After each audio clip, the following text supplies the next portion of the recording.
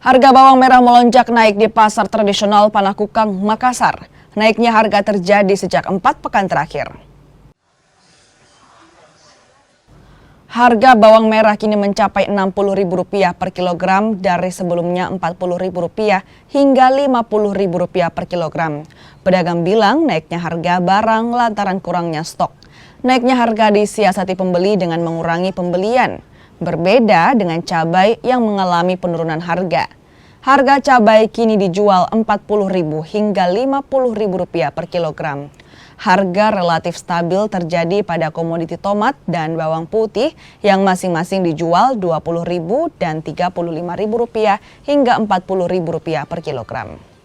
Untuk harga bawang pokok di pasar Panakukang ini apa yang naik ini? Bawang merah. Bawang merah. Iya. Itu harganya berapa sekarang? 60. Berapa? 60 per kilo. 60.000 per kilo. Dulu sebelumnya? Sebelumnya 50, 40. Itu sejak kapan kenaikan, Bu? Sudah ada lebih 1 bulan. 1 bulan. Itu penyebabnya sendiri kalau naik? Kurang barang. Kurang barang. Kalau ini asal dari mana? Dari Bima. Bima. Kalau selain bawang merah, apa lagi harga yang naik? Cuma bawang merah saja yang goyang sekarang.